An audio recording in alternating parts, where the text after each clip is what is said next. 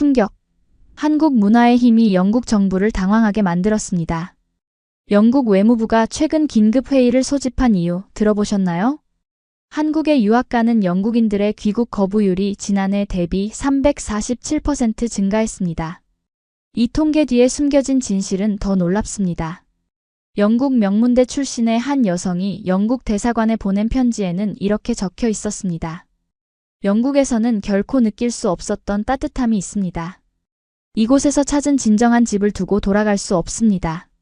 한국의 어떤 매력이 그녀의 인생을 완전히 바꿔놓았을까요? 오늘 그 감동적인 이야기를 여러분께 들려드립니다. 이 이야기가 마음에 드신다면 구독, 좋아요, 알림 설정 부탁드립니다.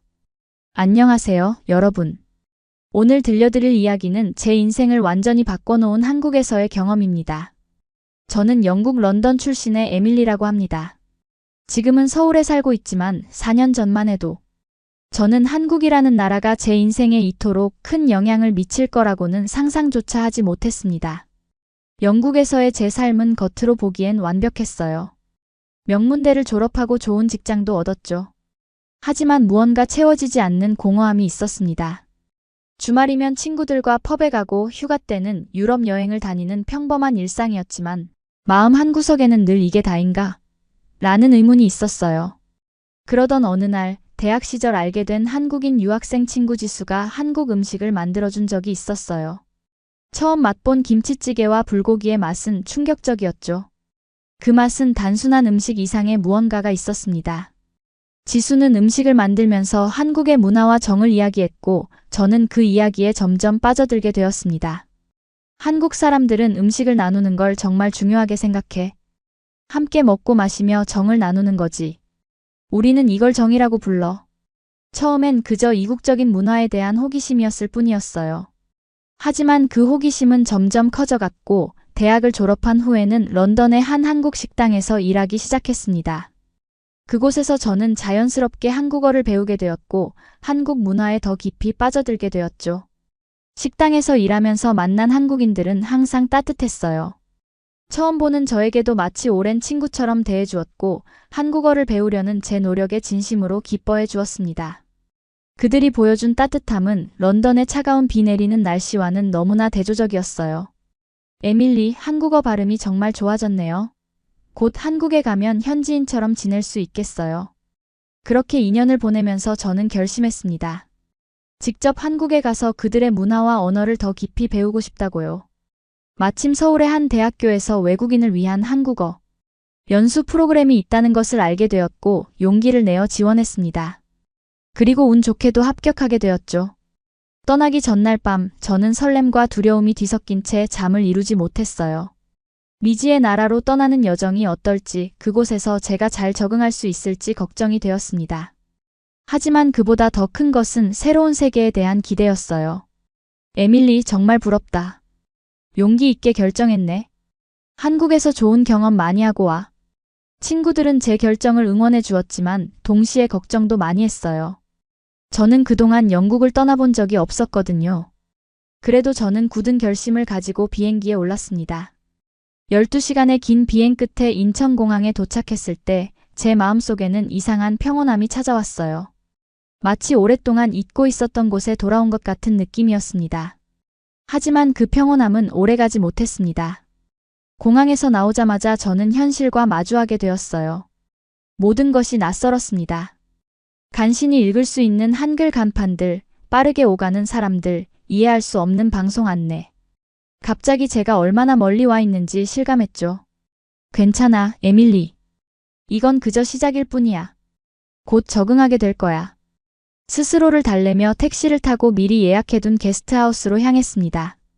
창밖으로 보이는 서울의 풍경은 런던과는 완전히 달랐어요. 높은 아파트 단지들, 밤늦게까지 밝게 빛나는 간판들, 분주하게 움직이는 사람들. 이곳에서의 새로운 삶이 어떨지 상상하며 설렘 반, 걱정 반으로 첫날을 마무리했습니다. 다음 날부터 본격적인 한국 생활이 시작되었습니다. 대학 기숙사에 들어가게 되었고 같은 방을 쓰게 된 룸메이트는 일본에서 온 유학생 미카였어요. 미카도 저처럼 한국 문화에 관심이 많아서 한국에 오게 되었다고 했죠. 에밀리 씨, 저도 처음이라 많이 긴장돼요. 함께 잘 지내봐요. 미카의 말에 조금 안심이 되었지만 실제 생활은 생각했던 것보다 훨씬 힘들었습니다. 한국어로 의사소통하는 것이 가장 큰 어려움이었어요. 식당에서 음식을 주문할 때도, 길을 물어볼 때도 항상 긴장했죠. 가끔은 영어를 할 줄 아는 친절한 한국인들을 만나기도 했지만 대부분은 제 서툰 한국어를 이해하지 못했습니다. 죄송합니다만 다시 한번 말씀해 주시겠어요? 이런 말을 하루에도 수십 번씩 들었어요. 처음에는 괜찮았지만 점점 자신감이 떨어지기 시작했습니다. 특히 혼자 밥을 먹을 때가 가장 힘들었어요. 한국은 함께 먹는 문화가 강하다 보니 혼자 식당에 들어가는 것조차 눈치가 보였죠. 혼자 드실 거예요? 이 메뉴는 2인분부터 가능한데요. 그런 말을 들을 때마다 마음이 움츠러들었습니다. 런던에서는 혼자 밥 먹는 게 전혀 이상하지 않았는데 이곳에서는 그게 어색하게 느껴졌어요. 대중교통을 이용할 때도 마찬가지였습니다. 금발의 파란 눈을 가진 제게. 사람들이 호기심 어린 시선을 보내는 것이 처음에는 신기했지만 시간이 지날수록 부담스러워졌어요. 왜 저렇게 쳐다보지? 내가 이상한가? 룸메이트 미카와 이야기를 나눌 때면 조금 위안이 되었지만 그녀도 자신의 적응 문제로 바빴기 때문에 깊은 대화를 나누기는 어려웠습니다. 점점 외로움이 쌓여갔고 영국에 있는 가족과 친구들이 그리워졌어요. 엄마, 여기서 잘 지내고 있어요. 걱정하지 마세요. 화상통화로 부모님께 거짓말을 하며 눈물을 참기 위해 애썼던 날들이 많았습니다. 솔직히 말하면 저는 한국에서의 삶에 적응하지 못하고 있었어요. 그리고 그 사실을 인정하는 것이 너무 두려웠습니다. 왜냐하면 그것은 제 꿈이 실패했음을 의미했으니까요. 그렇게 외로움과 싸우며 6개월이 지났습니다. 한국어 실력은 조금씩 늘어갔지만 마음속 공허함은 커져만 갔어요.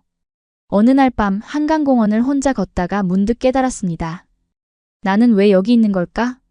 그 질문에 대한 답을 찾지 못하고 결국 1년간의 연수 프로그램을 마치자마자 영국으로 돌아가기로 결심했습니다. 영국으로 돌아온 후 저는 런던의 일상에 다시 적응하려 노력했습니다. 예전 직장에서 다시 일을 시작했고 친구들과도 만났어요. 모든 것이 떠나기 전과 똑같았지만 이상하게도 제 마음은 그렇지 않았습니다. 무언가가 변해 있었어요. 에밀리, 한국은 어땠어? 재미있었니? 친구들이 물을 때마다 저는 뭐라고 대답해야 할지 몰랐습니다. 재미있었냐고? 글쎄요. 외롭고 힘들었다고 말하기에는 너무 단순한 표현 같았어요. 분명 힘든 순간들도 많았지만 그 안에서 느꼈던 작은 행복들도 있었으니까요. 한강에서 본 아름다운 석양, 처음으로 혼자 성공적으로 주문했던 그 순간의 성취감, 서툰 한국어에도 웃으며 대해준 친절한 사람들. 복잡했어. 하지만 분명 특별한 경험이었어. 그렇게 대답하면서도 저는 제 마음속에 자리 잡은 이상한 감정을 이해할 수 없었습니다. 영국에 돌아왔는데 왜 이렇게 마음이 허전한 걸까요? 집이라고 생각했던 이곳이 더 이상 집처럼 느껴지지 않았어요. 거리의 소음, 사람들의 대화, 심지어 음식의 맛까지. 모든 것이 전과는 다르게 느껴졌습니다. 이게 무슨 일이지? 나는 분명 여기가 그리워서 돌아왔는데. 밤마다 저는 한국에서의 기억들을 떠올렸습니다. 처음에는 힘들었던 순간들만 생각났지만 시간이 지날수록 좋았던 기억들이 더 많이 떠올랐어요. 그리고 어느 순간 저는 깨달았습니다. 제가 그리워하는 것은 한국이라는 나라였다는 것을요. 그렇게 3개월이 지났고 결국 저는 다시 한국으로 돌아가기로 결심했습니다. 이번에는 1년짜리 연수 프로그램이 아니라 장기적인 계획을 가지고요. 인터넷 검색을 통해 세종시에 있는 한 영어학원에서 원어민 교사를 구한다는 것을 알게 되었고 용기를 내어 지원했습니다. 에밀리, 네가 미쳤구나. 왜 또 한국으로 가려고 해? 친구들은 제 결정을 이해하지 못했습니다. 사실 저도 완전히 이해하지는 못했어요. 그저 제 마음이 그곳을 향하고 있다는 것만 알았죠. 다행히 학원에서는 제 지원을 받아들였고 저는 다시 한국행 비행기에 몸을 실었습니다. 이번에는 인천공항에 도착했을 때 느낌이 달랐어요. 낯설지 않았습니다.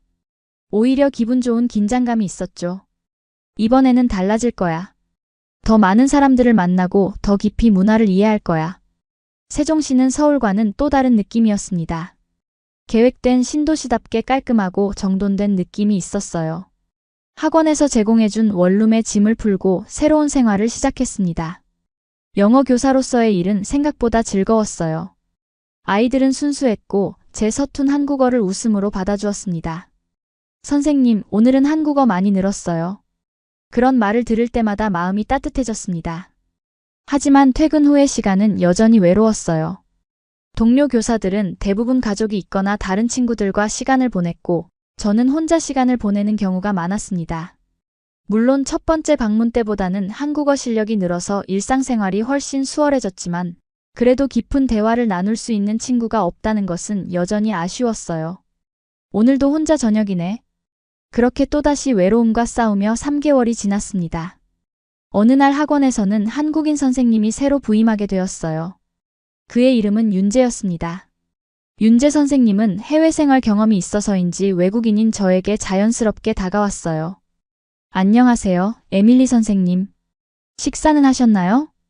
한국에서 흔히 듣는 인사였지만 윤재 선생님의 목소리에는 진심이 느껴졌습니다. 처음에는 그저 직장 동료로서의 인사라고 생각했지만 그는 정말로 제가 밥을 먹었는지 걱정하고 있었어요. 아직이요. 퇴근하고 집에 가서 먹을 거예요. 혼자 드시나요? 괜찮으시다면 근처 맛있는 곳이 있는데 함께 가실래요? 순간 망설였습니다. 지금까지 한국인들과의 식사는 대부분 공식적인 자리였고 1대1로 함께 식사를 하는 것은 처음이었거든요. 하지만 그의 따뜻한 미소에 저도 모르게 고개를 끄덕였습니다. 네, 좋아요. 감사합니다. 그날 저녁 윤재 선생님과 함께 간 작은 식당에서 저는 오랜만에 편안함을 느꼈어요. 그는 제 서툰 한국어에 진심으로 귀 기울여 주었고 이해하지 못할 때는 영어로 천천히 설명해 주었습니다. 한국에 온 이유, 영국에서의 생활, 한국 문화에 대한 제 생각들. 우리는 많은 이야기를 나누었어요. 에밀리 선생님, 정말 대단하세요. 다른 나라에서 혼자 생활하는 것이 얼마나 어려운지 알아요.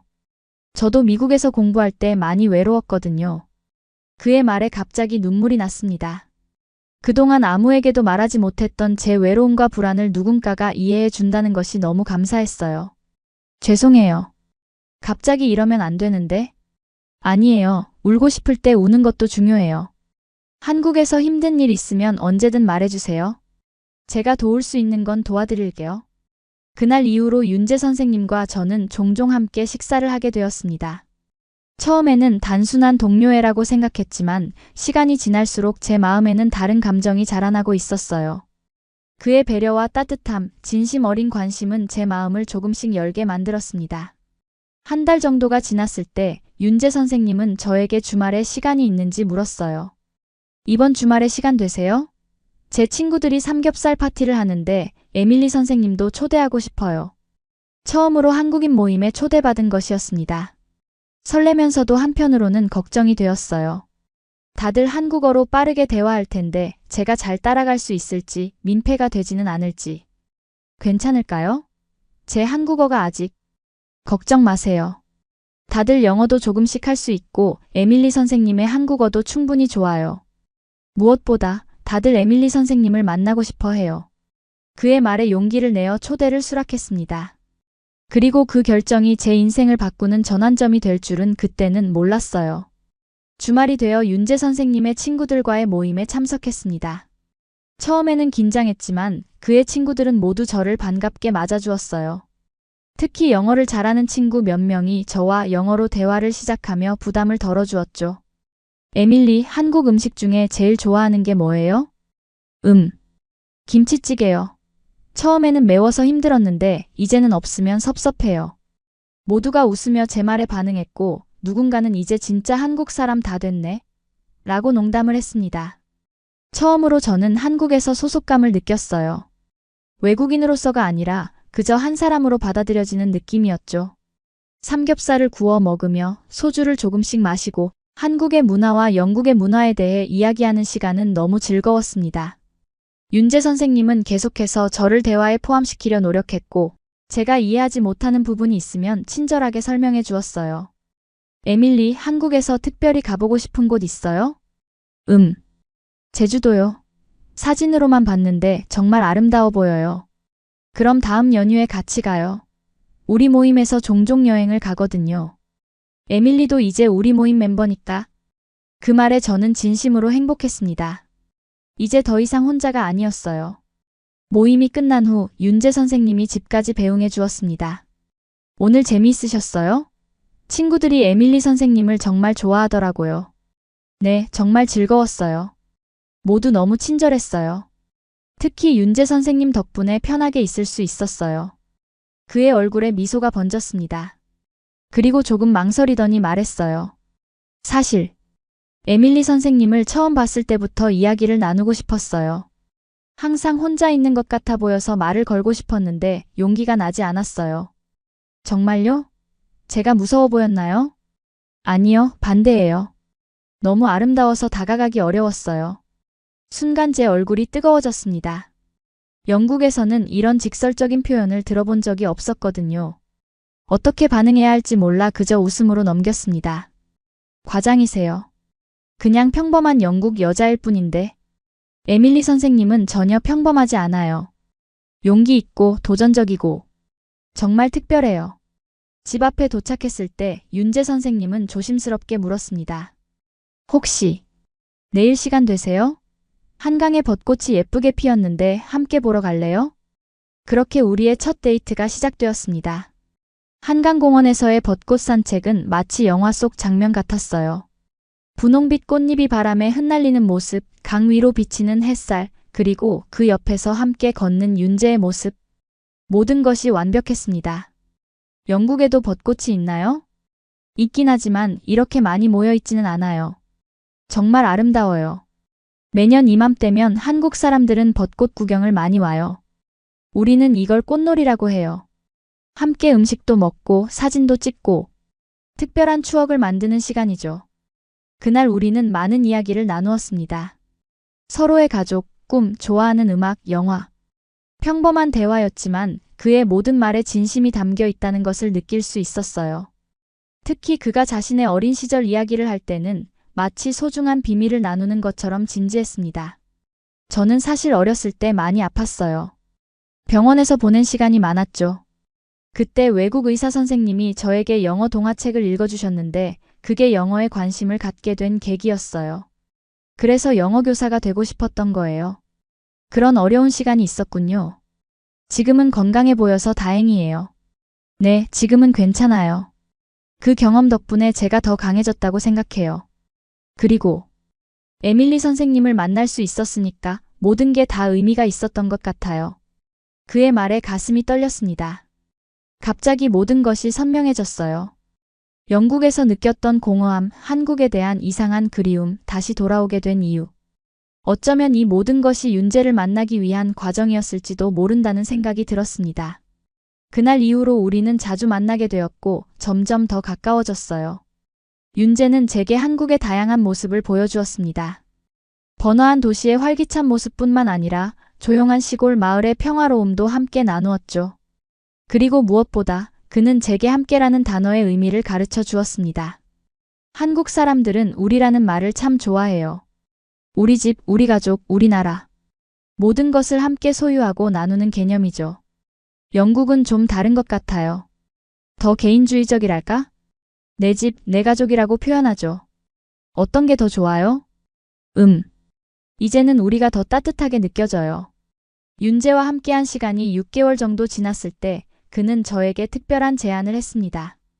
그의 취미가 축구 관람이라는 것은 알고 있었지만 한국의 프로 축구 경기를 직접 보러 가자고 했을 때는 조금 놀랐어요. 영국 출신인 저에게 축구는 익숙한 스포츠였지만 한국의 축구 문화는 어떨지 궁금했거든요. 정말 재미있을 거예요. 한국의 축구 응원 문화는 세계적으로도 유명하거든요. 특히 우리가 응원하는 FC 서울은 팬들의 열정이 대단해요. 주말에 서울로 올라가 상암 월드컵 경기장에 도착했을 때 저는 그 규모에 놀랐습니다. 빨간색 유니폼을 입은 팬들로 가득 찬 경기장은 마치 불의 바다 같았어요. 윤재는 저에게도 FC 서울의 빨간 머플러를 선물했고 함께 응원석에 자리를 잡았습니다. 이걸 목에 두르고 응원가를 따라 부르면 돼요. 걱정 마세요. 금방 배울 수 있어요. 경기가 시작되자 놀라운 광경이 펼쳐졌습니다. 모든 팬들이 하나가 되어 같은 노래를 부르고 같은 동작으로 응원하는 모습은 정말 감동적이었어요. 윤재는 제게 응원 구호와 노래를 가르쳐 주었고 곧 저도 다른 팬들과 함께 소리 높여 응원하고 있었습니다. 골, 골, FC 서울. 우리 팀이 골을 넣었을 때 경기장은 열광의 도가니가 되었어요. 서로 모르는 사람들끼리 부둥켜 안고 기뻐하는 모습, 함께 뛰어오르며 환호하는 모습. 저는 그 순간 이상한 소속감을 느꼈습니다. 이곳에서 저는 더 이상 외국인이 아니었어요. 그저 FC 서울을 사랑하는 한 팬일 뿐이었죠. 어때요? 재미있죠? 이게 바로 한국 축구의 매력이에요. 윤재의 눈은 반짝였고 저도 모르게 그의 손을 꼭 잡았습니다. 그 순간 제 마음속에서 무언가가 확실해졌어요. 저는 이 나라에, 이 문화에, 그리고 이 사람에게 사랑에 빠져 있었습니다. 경기 후 우리는 주변 치맥치킨과 맥주 가게에서 다른 팬들과 함께 승리를 축하했어요. 모두가 서로를 치어스 라고 부르며 건배하고 경기에 대해 열정적으로 이야기하는 모습이 인상적이었습니다. 영국에서는 축구 경기 후에 보통 어떻게 축하해요? 펍에 가서 맥주를 마시죠. 그런 점에서는 비슷한 것 같아요. 하지만 한국처럼 모두가 하나가 되어 응원하는 문화는 없어요. 영국에서는 각자 자기 팀을 응원하고 때로는 팬들 사이에 갈등도 있거든요. 그래서 처음에는 어색했을 수도 있겠네요. 하지만 에밀리는 정말 잘 적응했어요. 마치 원래 여기 있었던 사람처럼요. 그의 말에 가슴이 따뜻해졌습니다. 맞아요. 이제 저는 이곳에 속해 있다는 느낌이 들었어요. 영국에서는 결코 경험할 수 없었던 감정이었습니다. 그날 이후로 우리는 종종 축구 경기를 보러 갔고 저는 FC 서울의 열렬한 팬이 되었습니다. 윤재는 저에게 한국의 다양한 스포츠 문화도 소개해 주었어요. 야구장에서의 치맥 문화, 길거리에서 함께 월드컵을 응원하는 모습, 올림픽 때 온 나라가 하나 되는 순간들. 이런 경험들을 통해 저는 한국인들의 우리라는 개념을 더 깊이 이해하게 되었습니다. 어느 날 윤재는 저에게 특별한 곳을 보여주고 싶다며 주말 여행을 제안했어요. 어디로 가는 거예요? 비밀이에요. 그냥 따라오기만 하면 돼요. 에밀리가 좋아할 거라고 확신해요. 그렇게 우리는 강원도로 향했습니다. 몇 시간을 달려 도착한 곳은 작은 해변 마을이었어요. 윤재는 그곳에서 자란 할머니가 계시다고 했습니다. 할머니, 여기 제가 말씀드렸던 에밀리예요. 윤재의 할머니는 저를 보자마자 환하게 웃으며 두 손을 꼭 잡아주셨어요. 비록 언어는 통하지 않았지만 그 따뜻한 손길에서 진심을 느낄 수 있었습니다. 할머니가 참 예쁘다고 하세요. 그리고 멀리서 왔는데 고생했다고요. 윤재가 통역해 주었고 저는 서툰 한국어로 인사를 드렸습니다. 만나서 반갑습니다, 할머니. 할머니는 그날 저녁 내내 저에게 맛있는 음식을 대접해 주셨어요. 직접 담그신 김치, 손수 기른 채소로 만든 나물, 바다에서 갓 잡아온 해산물. 모든 음식에는 정성이 가득했습니다. 식사 후 할머니는 오래된 앨범을 꺼내 윤재의 어린 시절 사진을 보여주셨어요. 우리 윤재가 어렸을 때는 참 말이 없었어요. 항상 책만 읽고. 근데 에밀리 만나고 나서는 표정이 밝아졌어요. 정말 고마워요.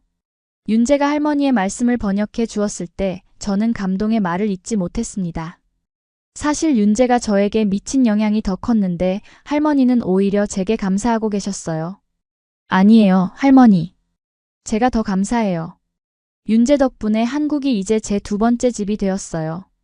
그날 밤 우리는 할머니 댁 마당에서 별을 보며 이야기를 나누었습니다.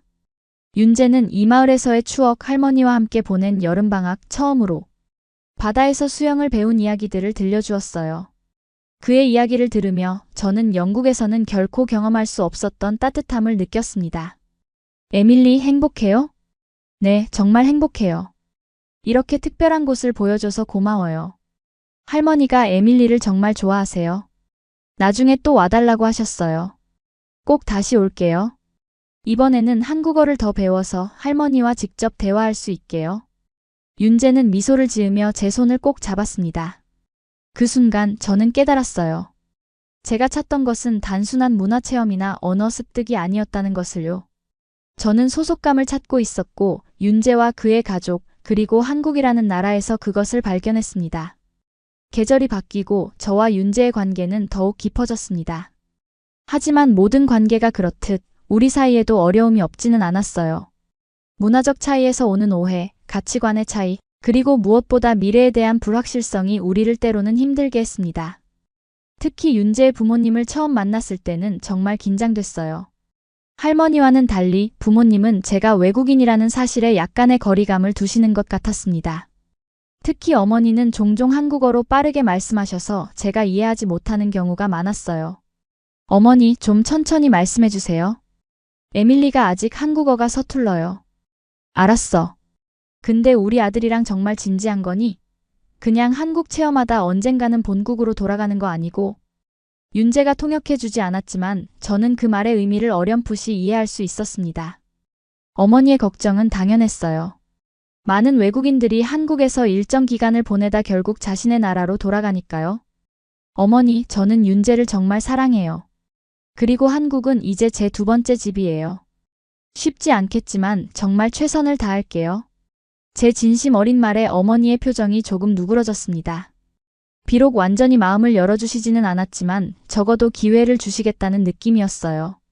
그날 저녁 윤재는 제게 사과했습니다. 미안해요, 에밀리.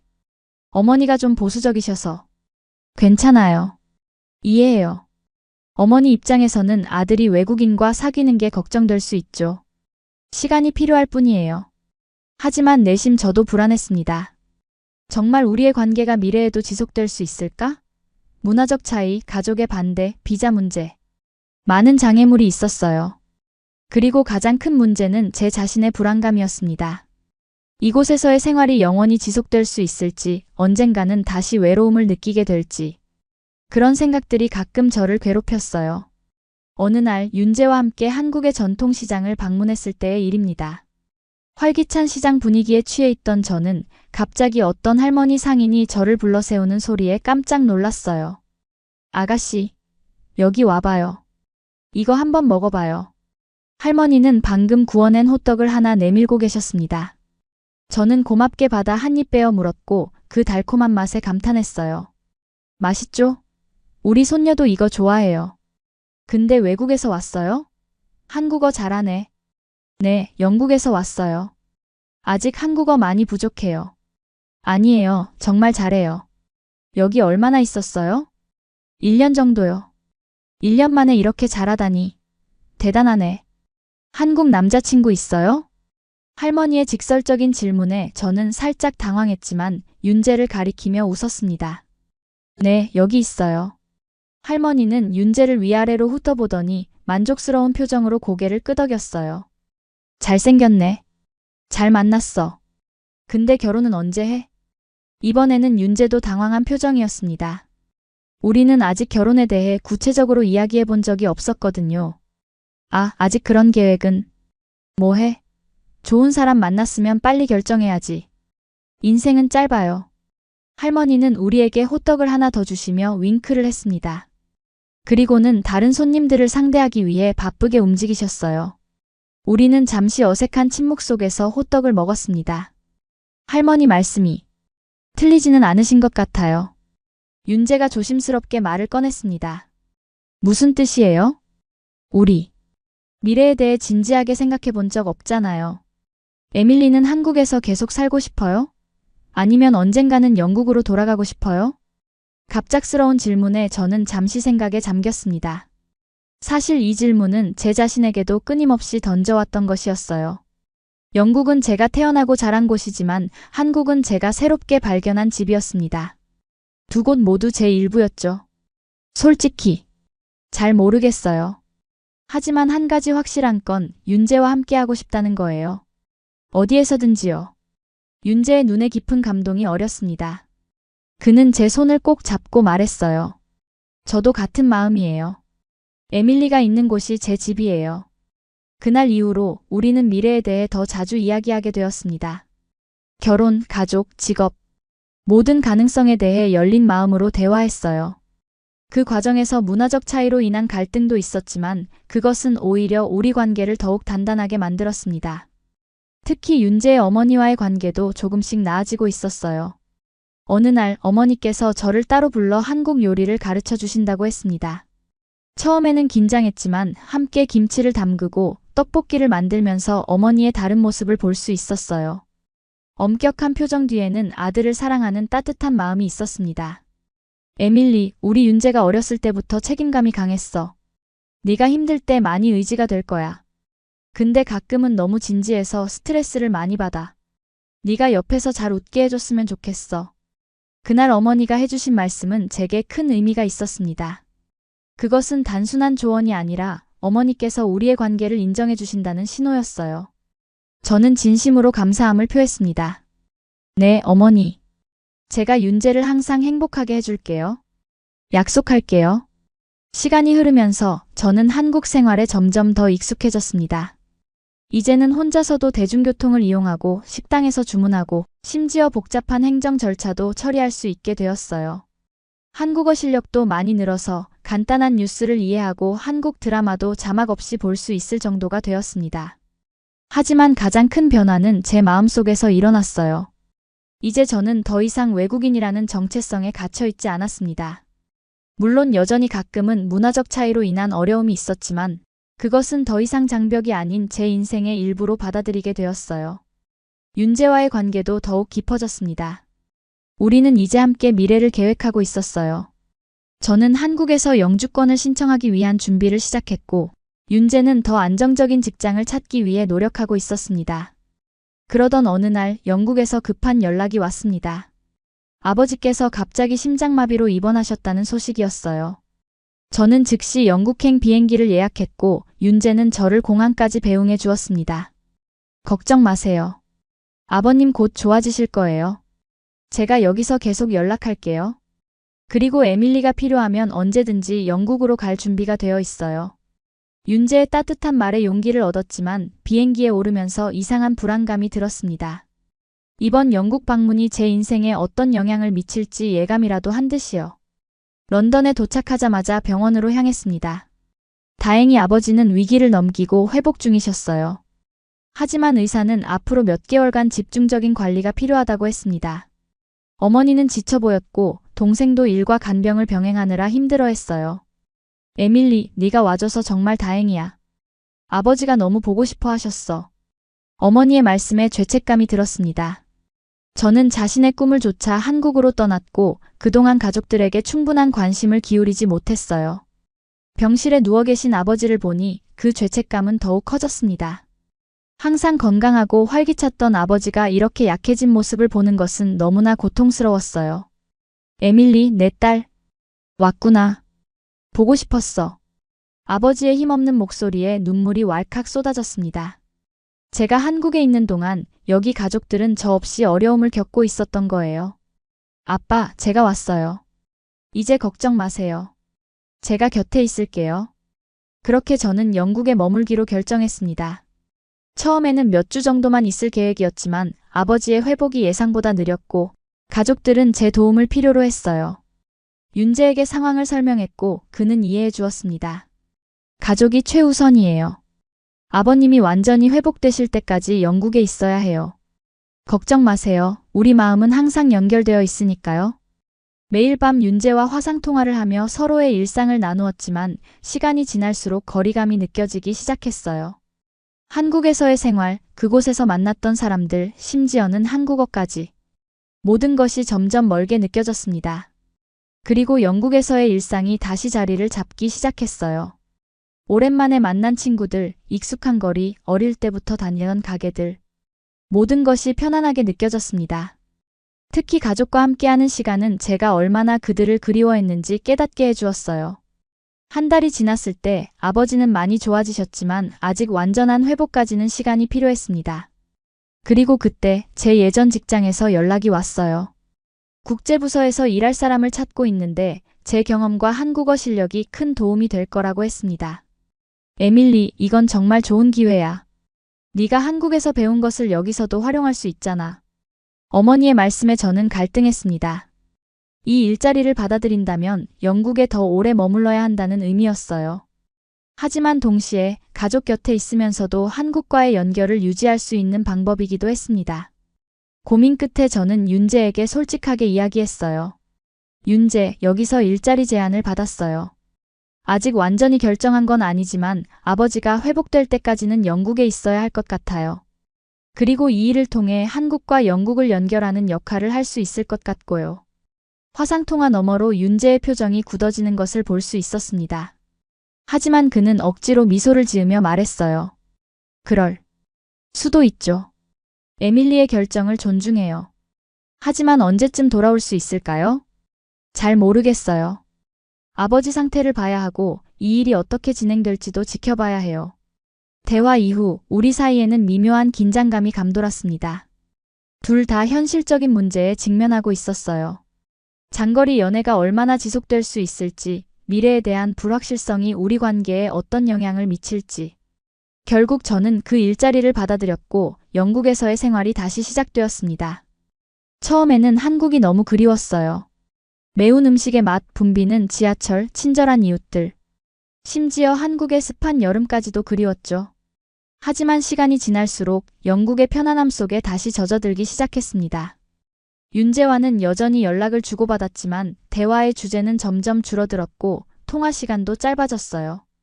시차 때문에 대화하기 어려웠고 서로의 일상이 너무 달라 공감대를 찾기 힘들었습니다. 그러던 어느 날 윤재가 갑자기 영국을 방문하겠다고 했어요. 에밀리, 이대로는 안 될 것 같아요. 우리 직접 만나서 이야기해야 해요. 다음 주에 휴가를 내고 런던으로 갈게요. 그의 결정적인 태도에 저는 놀랐지만 동시에 기뻤습니다. 정말로 우리의 관계가 중요하다면 이런 노력이 필요하다는 것을 알았으니까요. 윤재가 런던에 도착했을 때 처음에는 어색했습니다. 6개월 만의 재회였지만 마치 오랜 시간이 흐른 것 같았어요. 하지만 함께 런던 거리를 걸으며 서로의 손을 잡았을 때 그 익숙한 따뜻함이 다시 돌아왔습니다. 에밀리, 솔직하게 말할게요. 당신이 없는 한국은 너무 외로워요. 매일 당신이 걸었던 길을 지나며 당신이 좋아했던 카페에 앉아서 당신을 생각했어요. 저도 윤재가 많이 그리웠어요. 하지만 가족도 중요하고 여기서의 일도 생각보다 잘 풀리고 있어서 윤재는 잠시 생각에 잠기더니 결심한 듯 말했어요. 그럼 제가 영국으로 올까요? 네. 정말요? 네. 제가 한국에서의 일을 정리하고 영국에서 새로운 시작을 할 수 있어요. 영어 교사 자격증도 있고 여기서도 일을 찾을 수 있을 거예요. 무엇보다 당신과 함께하는 게 가장 중요해요. 그의 제안에 저는 깊이 감동했습니다. 그가 자신의 나라, 가족, 친구들을 떠나 저를 위해 이런 결정을 내리겠다는 것은 정말 큰 희생이었어요. 하지만 동시에 저는 그가 한국에서처럼 영국에서도 행복할 수 있을지 걱정되었습니다. 윤재, 당신의 마음이 너무 고마워요. 하지만 정말 그렇게 해도 괜찮을까요?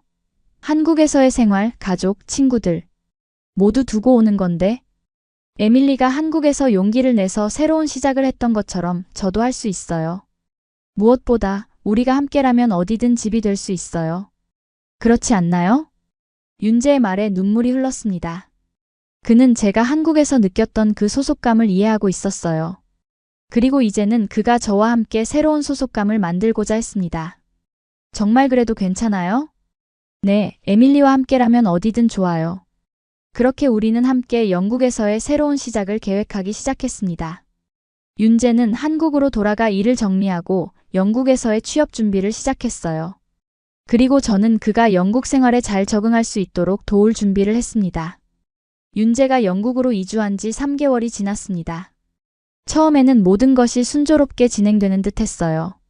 윤재는 런던 외곽의 한 영어 학원에서 일자리를 구했고 우리는 작은 아파트를 함께 임대했습니다. 주말이면 런던의 명소들을 방문하고 영국의 문화를 함께 즐겼어요. 하지만 시간이 지날수록 윤재의 표정에서 무언가 불안한 기색이 느껴졌습니다. 그는 점점 말수가 줄어들었고 가끔은 한국 뉴스를 보며 깊은 한숨을 내쉬었어요. 윤재, 괜찮아요? 뭔가 고민이 있는 것 같은데. 아니에요. 그냥 적응하는 중이에요. 걱정하지 마세요. 하지만 저는 알 수 있었습니다. 윤재가 한국을 그리워하고 있다는 것을요. 그는 영국의 음식, 날씨, 문화에 적응하려고 노력했지만 한국에서처럼 자연스럽게 어울리는 것은 쉽지 않았어요. 특히 영국인들의 다소 거리감 있는 태도는 그에게 낯설게 느껴졌습니다. 여기 사람들은 왜 이렇게 인사를 안 해요? 옆집 사람들과 한 달째 엘리베이터에서 마주치는데 아직도 헐로 이상의 대화가 없어요. 윤재의 말에 저는 웃음을 참을 수 없었습니다. 한국에서 제가 느꼈던 것과 정확히 같은 감정이었으니까요. 영국 사람들은 그래요. 처음에는 조금 차갑게 느껴질 수 있지만 일단 친해지면 정말 좋은 친구가 될 수 있어요. 시간이 필요한 거죠. 에밀리가 한국에서 느꼈던 게 이런 거였군요. 이제야 이해가 돼요. 윤재의 말에 공감했습니다. 우리는 서로의 나라에서 같은 어려움을 겪고 있었어요. 그리고 그 경험을 통해 더 깊이 서로를 이해할 수 있게 되었습니다. 그러던 어느 날 윤재가 집에 늦게 돌아왔어요. 평소보다 훨씬 밝은 표정이었습니다. 에밀리, 오늘 정말 놀라운 일이 있었어요. 뭔데요? 오랜만에 신나 보이네요. 학원 근처에서 한국 식료품점을 발견했어요. 그리고 거기서 한국인 커뮤니티에 대해 알게 됐어요. 매주 일요일에 한국인들이 모여서 축구도 하고 음식도 나눠 먹는데요. 이번 주에 같이 가보면 어떨까요? 윤재의 기쁜 소식에 저도 함께 기뻤습니다. 그에게 필요한 것은 바로 소속감이었어요. 한국에서 저에게 그것을 찾아준 것처럼 이제는 제가 그를 도와야 할 차례였습니다. 그렇게 우리는 런던의 한국인 커뮤니티를 방문하게 되었어요. 공원에 모인 한국인들은 윤재를 반갑게 맞아주었고 저 역시 따뜻하게 환영해 주었습니다. 함께 축구를 하고 김밥과 떡볶이를 나눠 먹으며 윤재는 오랜만에 활짝 웃었어요. 여기서 한국어로 대화할 수 있어서 정말 좋네요. 영국에도 이런 곳이 있다니 놀라워요. 그날 이후로 윤재는 조금씩 영국 생활에 적응해 나갔습니다. 한국인 커뮤니티를 통해 새로운 친구들을 사귀었고 그들과 함께 영국 문화를 경험하며 서로의 어려움을 나누었어요. 동시에 저도 그들을 통해 한국 문화와의 연결을 유지할 수 있었습니다. 그리고 어느 날 윤재가 특별한 제안을 했어요. 에밀리, 우리 한국 식당을 열면 어떨까요? 한국 식당이요? 정말요? 네. 런던에도 한국 음식을 좋아하는 사람들이 많잖아요. 그리고 에밀리도 한국 요리를 잘하고 저도 어머니에게 배운 레시피가 있어요. 우리가 한국과 영국을 연결하는 다리 역할을 할 수 있을 것 같아요. 윤재의 제안은 정말 흥미로웠습니다. 그것은 단순한 사업 제안이 아니라 우리 두 사람이 서로의 문화를 존중하고 나누는 방식이었어요. 저는 기쁘게 동의했습니다. 정말 좋은 생각이에요. 우리만의 특별한 한국 식당을 만들어봐요. 영국 사람들에게 진짜 한국 음식의 맛을 알려줄 수 있을 거예요. 그렇게 우리는 서울 투 런던이라는 작은 한식당을 준비하기 시작했습니다. 처음에는 모든 것이 어려웠어요. 자금 마련부터 시작해서 가게 위치 선정, 메뉴 개발, 직원 고용까지. 하지만 우리는 서로를 의지하며 한 걸음씩 나아갔습니다. 윤재의 한국인 친구들도 많은 도움을 주었고 저의 영국 친구들 역시 홍보와 마케팅에 힘을 보탰어요. 마침내 6개월 후 우리의 작은 식당이 오픈했을 때 그 기쁨은 말로 표현할 수 없었습니다. 서울 투 런던은 예상보다 훨씬 큰 성공을 거두었어요. 정통 한국 음식을 맛볼 수 있는 곳으로. 입소문이 나면서 영국인들뿐만 아니라 다양한 국적의 손님들이 찾아왔습니다. 특히 윤재가 개발한 런던 스타일 김치찌개는 식당의 시그니처 메뉴가 되었어요. 에밀리, 우리가 해냈어요. 이곳이 이제 우리의 집이 되었네요. 윤재의 말에 깊이 공감했습니다. 이 식당은 단순한 사업이 아니라 우리의 정체성이 되었어요. 한국과 영국 두 문화의 아름다운 조화가 이루어진 공간이었죠. 그리고 그곳에서 저는 깨달았습니다. 집이란 특정한 장소가 아니라 소속감을 느끼는 곳, 내가 온전히 나 자신일 수 있는 곳이라는 것을요. 윤재와 함께한 시간, 한국에서의 경험, 그리고 지금 영국에서의 새로운 도전. 이 모든 것이 제 정체성의 일부가 되었습니다. 서울 투 런던 식당이 오픈한 지 1년이 지났습니다. 처음의 걱정과는 달리 식당은 안정적으로 운영되고 있었고 심지어 현지 미식 잡지에서 런던에서 꼭 가봐야 할 에스닉 레스토랑 10곳에 선정되기도 했어요. 윤재와 저는 바쁜 일상 속에서도 행복을 찾아가고 있었습니다. 그러던 어느 날 윤재의 어머니에게서 급한 연락이 왔어요. 할머니께서 많이 편찮으시다는 소식이었습니다. 그때 저는 주저없이 말했습니다. 윤재, 당장 한국에 가요. 할머니께서 우리를 기다리고 계세요. 정말? 식당은 어떻게 하지? 걱정 마세요. 제가 직원들에게 이야기할게요. 몇 주 정도는 우리 없이도 운영할 수 있을 거예요. 지금은 할머니가 더 중요해요. 그렇게 우리는 급히 한국행 비행기에 올랐습니다. 인천공항에 도착했을 때 이상하게도 제 마음은 평온했어요. 마치 오랫동안 떠나 있던 집에 돌아온 것 같은 느낌이었습니다. 강원도의 작은 해변 마을로 향하는 길, 창밖으로 보이는 한국의 풍경은 여전히 아름다웠어요. 푸른 산, 반짝이는 강, 그리고 정돈된 논밭. 모든 것이 제 기억 속에 선명하게 남아 있었습니다. 할머니 댁에 도착했을 때 할머니는 침대에 누워 계셨어요. 많이 약해지신 모습이었지만 우리를 보자 환하게 웃으셨습니다. 우리 손자, 그리고 손자 며느리. 왔구나. 보고 싶었어. 할머니의 손을 잡으며 저는 눈물을 참을 수 없었습니다. 처음 이곳에 왔을 때 언어도 통하지 않았지만 따뜻하게 맞아주셨던 그 순간이 떠올랐어요. 할머니 많이 아프세요? 저희가 왔으니까 이제 걱정 마세요. 윤재가 통역해주지 않아도 이제는 제가 직접 할머니와 대화할 수 있었습니다. 그 사실이 더욱 뜻깊게 느껴졌어요. 아니, 괜찮아. 너희들 얼굴 보니까 벌써 다 나은 것 같구나. 영국 생활은 어때? 적응 잘하고 있니? 네, 할머니. 윤재와 함께라서 정말 행복해요. 저희가 한국 식당도 열었는데 많은 사람들이 좋아해 주세요. 그래. 우리 윤재가 장사꾼이 됐네. 어릴 때부터 손재주가 좋았어. 너희 둘이 함께하면 뭐든 잘 될 거야. 할머니의 말씀에 윤재와 저는 서로를 바라보며 미소 지었습니다.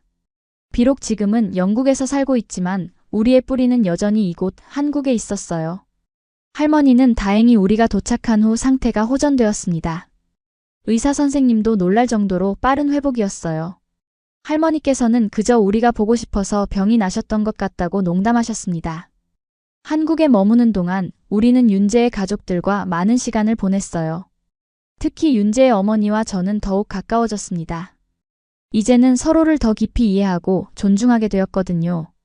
에밀리, 너희들이 영국에서 잘 지내고 있다니 정말 다행이구나. 처음에는 걱정했는데 윤재가 너무 행복해 보여서 나도 안심이 돼. 어머니, 저도 윤재를 만나서 정말 행복해요. 그동안 많이 걱정하셨죠? 죄송해요. 아니야. 이제 너도 우리 가족이야. 걱정할 필요 없어.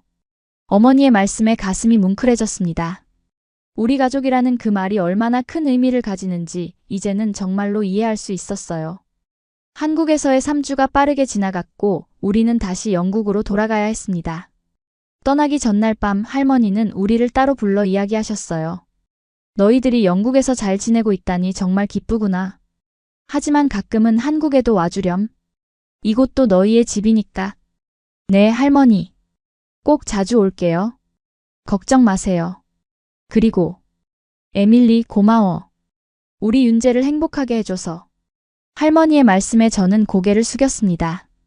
사실 제가 더 많은 것을 받았는데 오히려 감사 인사를 들으니 부끄러웠어요. 아니에요, 할머니. 제가 더 감사해요. 윤재와 만나서 한국이라는 아름다운 나라를 알게 되어서 정말 행복해요.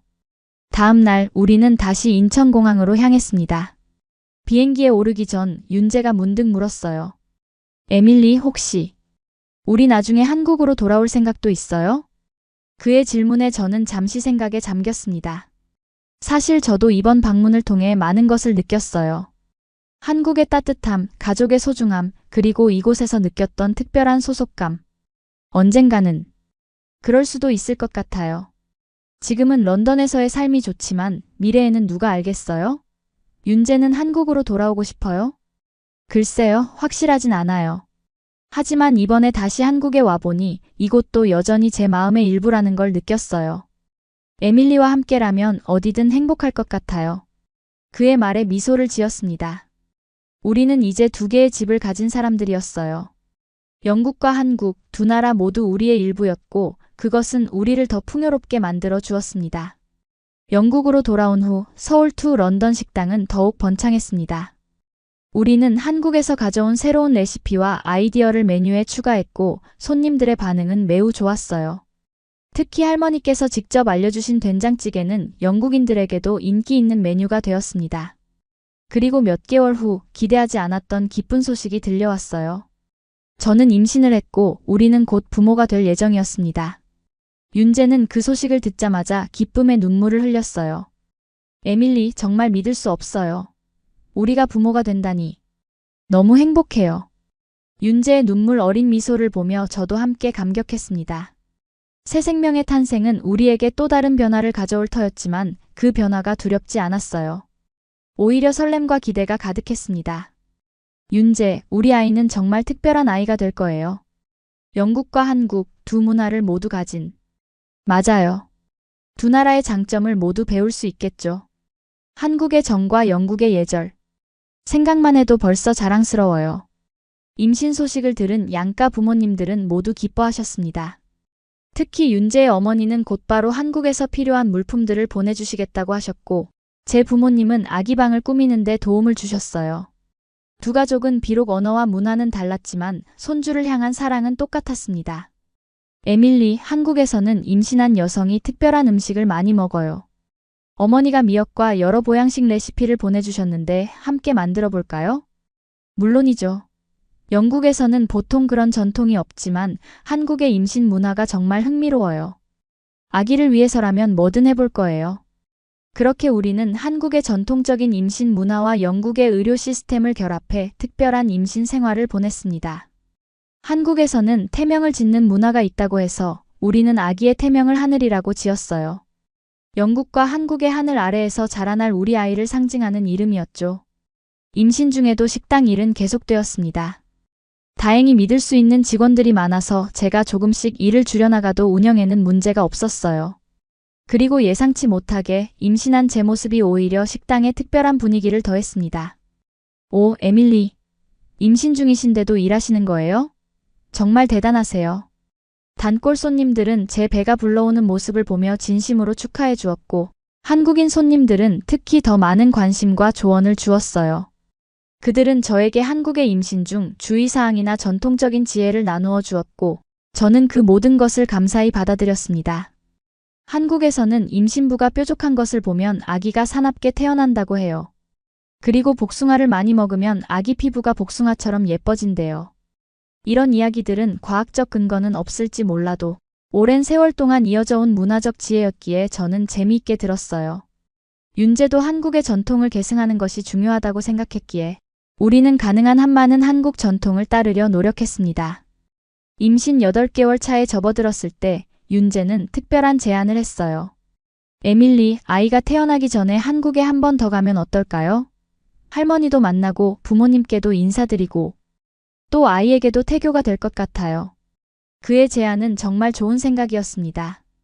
비행기 탑승이 가능한 마지막 시기였고 출산 후에는 아기와 함께 장거리 여행이 쉽지 않을 테니까요. 의사와 상담 후 우리는 일주일간의 짧은 한국 여행을 계획했습니다. 한국에 도착했을 때 윤재의 가족들은 모두 공항에 나와 있었어요. 특히 어머니는 제 배를 보며 감격의 눈물을 흘리셨습니다. 에밀리, 정말 예쁜 임산부구나. 우리 손주가 건강하게 잘 크고 있는 것 같아. 한국에서의 일주일은 정말 특별했습니다. 할머니는 직접 손수 미역국을 끓여주셨고 윤재의 어머니는 아기를 위한 한복을 선물해 주셨어요.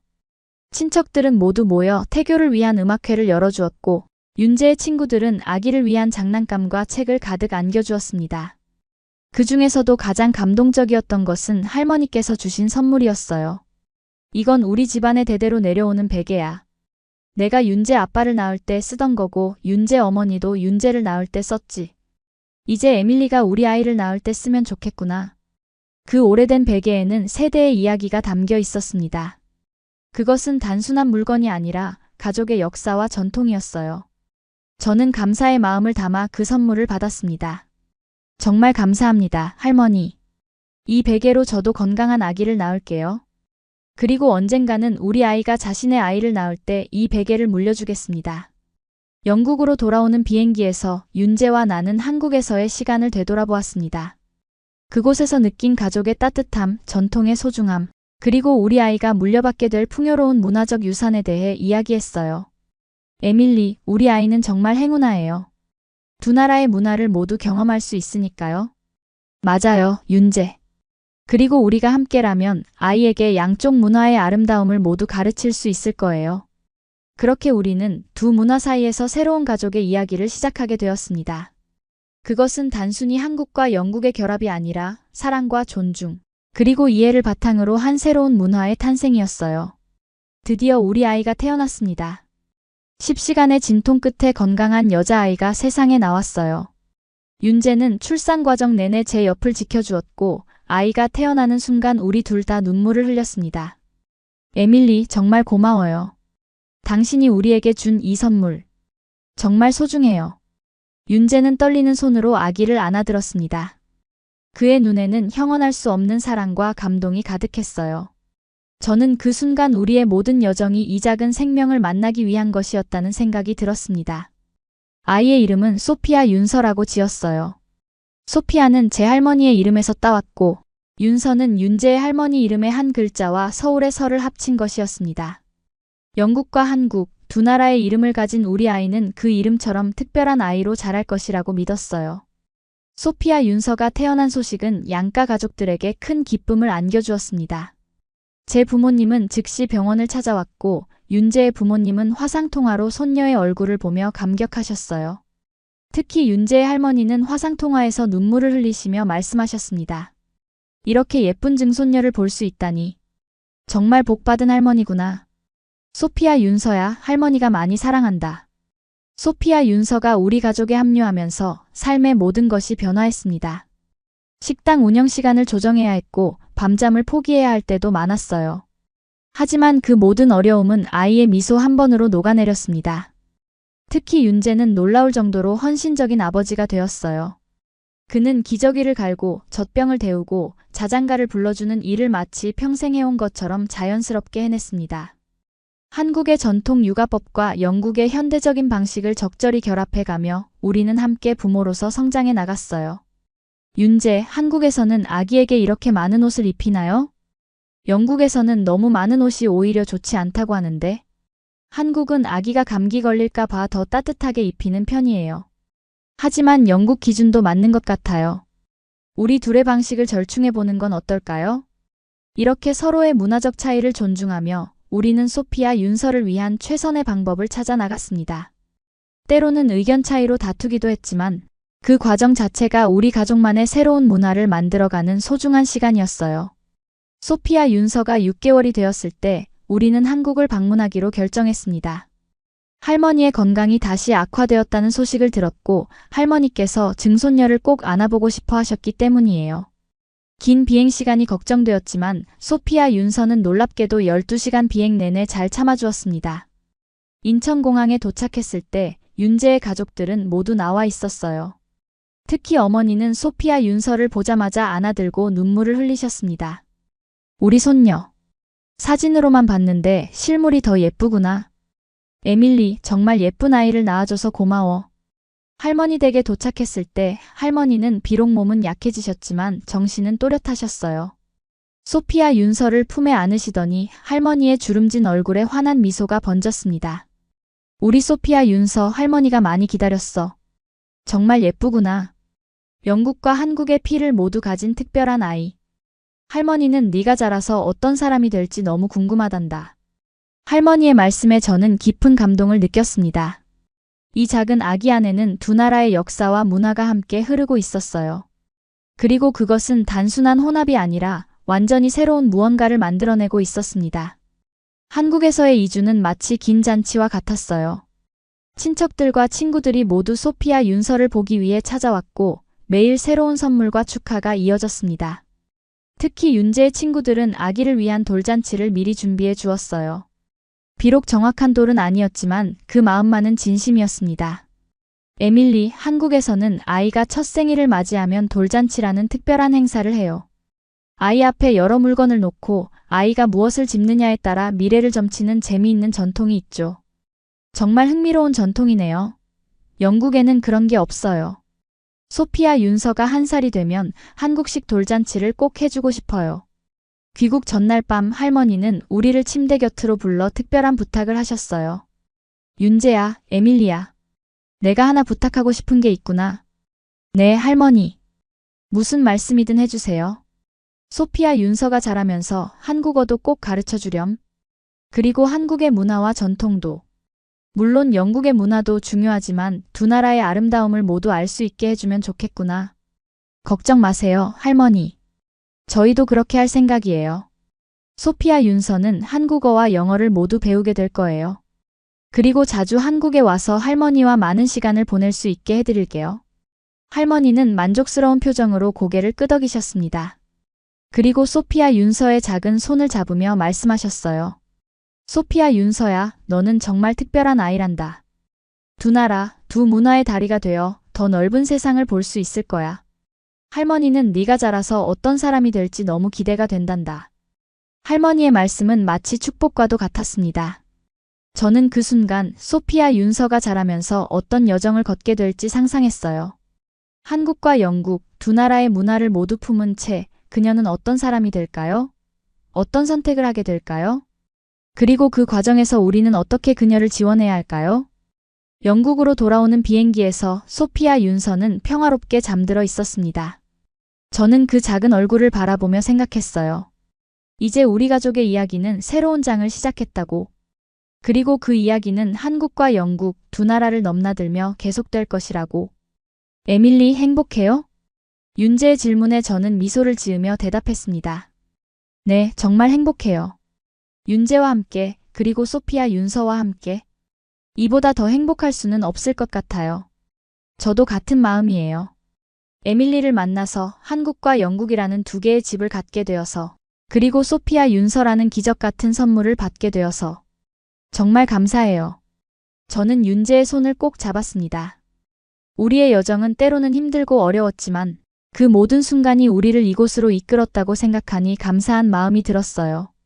외로움에서 시작된 이 여정이 이제는 충만한 사랑의 이야기가 되었으니까요. 윤재, 우리의 이야기가 이제 막 시작된 것 같아요.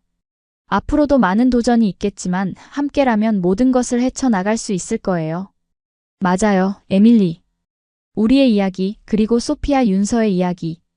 이제부터가 진짜 시작이네요. 그렇게 우리는 두 나라와 두 문화의 경계를 넘어 새로운 가족의 역사를 써내려가기 시작했습니다. 그리고 그 역사 속에서 한국이라는 나라가 제게 준 선물은 단순한 문화체험이나 언어 습득을 넘어 진정한 집의 의미를 알게 해준 것이었어요.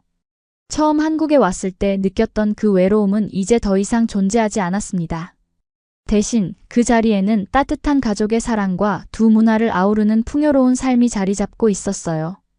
그리고 그것은 제가 감히 꿈꾸지 못했던 가장 아름다운 선물이었습니다.